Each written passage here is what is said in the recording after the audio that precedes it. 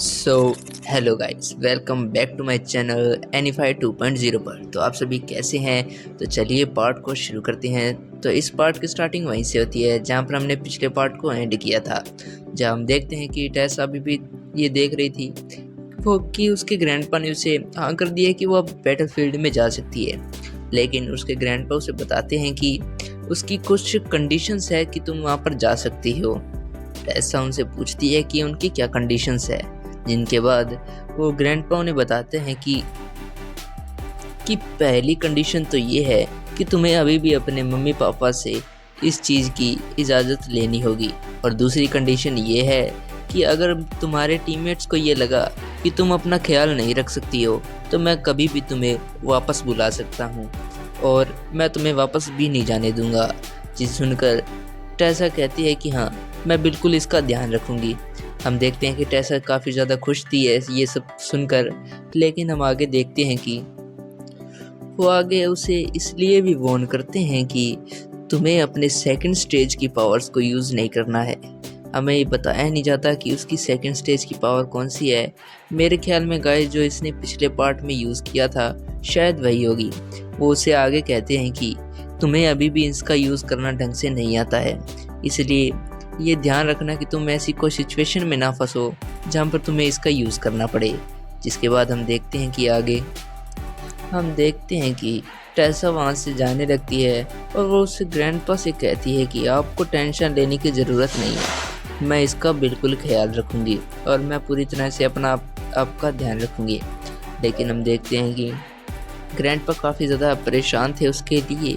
हम उसके आगे हमें सीन दिखाया जाता है कि ग्रैंडपा ने अपनी कुछ फालतू बकवासों को शुरू कर दिया था, जहाँ पर वो टेसा से कहते हैं कि अब से मैं तुम्हारा ग्रैंडपा नहीं हूँ, अब तुम एक सैनिक हो तो तुम्हें मुझे भी एक सैनिक की तरह यानी कि एक कमांडर की तरह ही बिहेव करना होगा मेरे साथ, और मैं भी तुम्हारे साथ एक सैनिक की तरह ही बिहेव करूँगा। लेकिन हम आगे देख पाते हैं कि टेसा ये सुनकर काफ़ी ज़्यादा खुश भी थी कि वो कहती है कि कोई बात नहीं कमांडर, मैं इस चीज़ का पालन ज़रूर करूँगी। हम देखते हैं कि टेसा ने ये शुरू भी कर दिया था, वो अपने ग्रैंडपा को कमांडर कहकर पुकार रही थी। उसके बाद हमें थोड़ी देर बाद का सीन दिखाते हैं जहाँ पर हम देखते हैं कि हम ग्रैंडपा को कहीं पर जाते हुए देखते हैं। हम देखती हैं कि वो एक दरवाजे के आगे आते हैं, उस दरवाजे को खोलकर अंदर पहुँचते हैं, जहाँ हम देखते हैं कि एक लड़की चश्मा पहनकर वहाँ पर बैठी हुई थी। तो लॉन्डो थोड़ा सा ध्यान रखो, ये वो नहीं है जो तुम समझ रहे हो, तो अपने आप को थोड़ा कंट्रोल में रखो। हम देखते हैं कि और ये तो बिल्कुल मत समझना कि ये बुढ़ा यहाँ पर क्या करने आया है, तुम आगे देखो ये तुम्हें पता चल जाएगा, ये कुछ गलत नहीं करने आया है।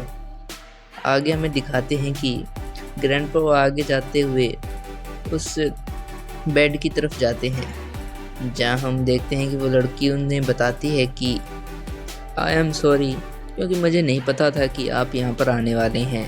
अगर मुझे पता होता तो मैं शायद कुछ तैयारियाँ कर लेती। लेकिन हम देखते हैं कि ग्रैंडपा उन्हें मना करते हैं। वो कहते हैं कि मैं यहाँ पर किसी काम के लिए आया हूँ, तुम्हें मुझसे माफ़ी मांगने की कोई ज़रूरत नहीं है। जिसके बाद हम देखते हैं कि ग्रैंडपा उससे पूछता है कि इनकी हालत कैसी है, जिसके जवाब में वो लड़की बताती है कि इनकी हालत अब ठीक है, मैंने उनको कुछ दवाइयाँ दे दी हैं। जिसके बाद ग्रैंडपा उसे कहते हैं कि तुम मुझे थोड़ी देर के लिए अकेला छोड़ दो, मुझे इनके साथ कुछ बातें करनी है। हम देखते हैं कि वो लड़की वहाँ से जाती है।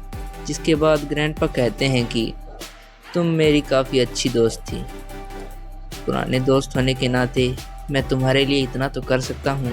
तो गाइस सॉरी, क्योंकि मुझे ये याद नहीं कि ये कौन है, तो अगर किसी को याद हो कि ये कौन है मुझे उनका नाम कमेंट कर देना, क्योंकि मुझे उसका नाम नहीं पता। वैसे मुझे याद है कि ये कौन है, या फिर हम इन्हें क्या कह सकते हैं। ओके, आगे बढ़ते हैं। वो उनसे कहते हैं कि शायद ये तुम्हें नहीं पता होगा कि अलाक्रियंस की आर्मी ने अपने लिए शिप्स को बना लिया है। वो यहाँ पर शायद अपने हज़ारों सैनिकों को शिप्स पर भेजेगी और अटैक कराएगी। आगे हम देखते हैं कि ग्रैंडपा अपनी पुरानी यादों को याद कर रहे थे, जहाँ हम देखते हैं कि वो ये याद कर रहे थे कि कैसे वो और उनकी दोस्त देखने गए थे कि किथोन किस तरह अपनी शिप पर काम कर रहा है। वो दोनों उस शिप को देखकर काफ़ी ज़्यादा खुश थे और काफ़ी हैरान भी थे कि उन्होंने पहले ऐसी कोई चीज़ नहीं देखी थी। लेकिन वो आगे अपनी दोस्त से बताते हैं कि शायद तुम्हें ये भी नहीं पता होगा कि मैंने टेसा को ये इजाज़त दे दी है कि अब वो बैटलफील्ड में लड़ सकती है। और मैं तुम्हें ये भी बता दूं कि वो काफ़ी ज़्यादा कैपेबल बन चुकी है पहले से। ऐसा कहकर ग्रैंडपा जोरों से हंसने लगते हैं, जिसके साथ ही वो बताते हैं कि मैंने टेसा से कहा था कि मैं अब से उसके साथ एक सोल्जर की तरह व्यवहार करूँगा, ना कि एक ग्रैंडपा की तरह। इसलिए वैसे भी एक कैसी बकवास की थी मैंने उसके साथ। फिर हम देखते हैं कि ग्रैंडपा काफ़ी ज़्यादा मायूस हो गए थे। वो थोड़ी देर वहाँ पर बैठे रहते हैं। वो आगे कहते हैं कि लेकिन मुझे ये डर भी लग रहा है, क्योंकि टेसा काफ़ी ज़्यादा ज़िद्दी है और वो कुछ भी करने से पहले ज़्यादा नहीं सोचती। अब मुझे ये काफ़ी ज़्यादा डर लगा रहता है उसकी सेफ्टी को लेकर। लेकिन अब मैं क्या कर सकता हूँ, इसलिए मैंने सोचा है कि शायद मुझे उस पर किसी को नज़र रखने के लिए भेजना होगा। लेकिन ये भी करना काफ़ी ज़्यादा मुश्किल होगा। तो ग्रैंडपा आगे कहते हैं कि मेरी ये इच्छा थी कि काश मैं अपनी गार्डन में बैठकर अपनी पोती को बढ़ते हुए देखूं, ग्रो होते हुए देखूं, उसे ताकतवर होते हुए देखूं।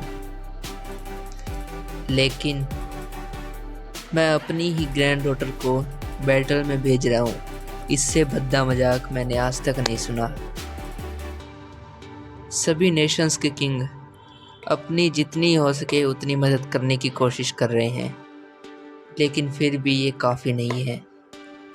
आगे ग्रैंडपा रोते हुए कहते हैं कि मैं ये बिल्कुल नहीं चाहता कि मैं अपने बच्चों से और अपने पोतों पोतियों से पहले ही बाद में मरूं, क्योंकि मेरा ये दिल बिल्कुल ही नहीं मानता कि अगर मैं अकेला रह जाऊं और मेरे सारे बच्चे और पोते पोतियां सभी ख़त्म हो जाएं। ऐसा दिल मेरा बिल्कुल भी नहीं चाहता।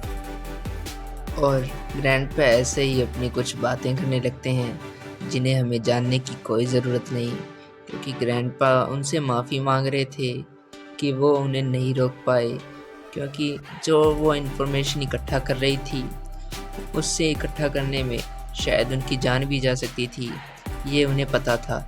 लेकिन अपनी नेशन की देखभाल के लिए और उसे सुरक्षित रखने के लिए मैंने तुम्हें ऐसा करने से नहीं रोका। इसमें सबसे बड़ी गलती मेरी थी, इसलिए मैं तुमसे माफ़ी मांगता हूँ। और गाइस, ये पार्ट यहीं पर एंड होता है। मिलते हैं नेक्स्ट पार्ट में। वीडियो को लाइक, सब्सक्राइब और शेयर कीजिएगा और कमेंट भी कीजिएगा। और मेरे बोलने में थोड़ी दिक्कत आती है, क्योंकि मेरे